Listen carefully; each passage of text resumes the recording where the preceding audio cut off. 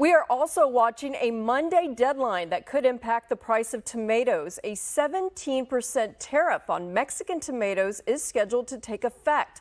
But Valley lawmakers are asking the president to intervene as it could impact companies here locally. Here's Channel 5's Karen Lucero. GR Fresh has been operating for 60 years. They're a family-owned business. We're growers and shippers from Mexico. We grow different Mexican commodities, mainly tomatoes. We import them into the United States, and we distribute it. Here it's our distribution center where we pretty much ship all over the country. Earlier this year, the Department of Commerce announced it would withdraw from the tomato suspension agreement. That would be a 17% increase on tomatoes crossing the border starting Monday. The agreement was put in place almost 30 years ago. Those in the industry and lawmakers say it creates a level playing field for those in the tomato industry. Under the agreement, there is a set minimum price on tomatoes sold in the U.S. This stops people from selling tomatoes below average cost, so there is healthy competition between companies. However, according to the Department of Commerce, the agreement has failed to protect U.S. tomato growers from unfair pricing. It's just not going to be to protect a group of people. It's actually going to have consequences in the long run.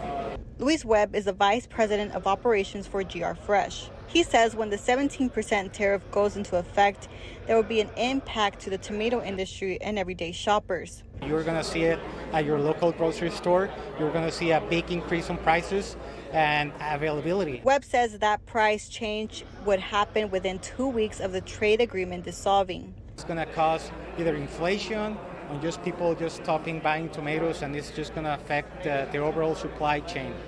Last year, over 2.1 billion pounds of tomatoes were crossed through Texas.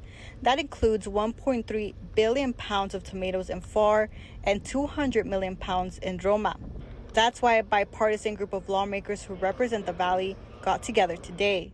Which could cost the Texas economy more than $4.5 billion in economic activity and eliminate over 30,000 jobs. We think that the administration didn't really do enough research and homework on this, and we're trying to bring it to their attention, saying this is a really bad idea.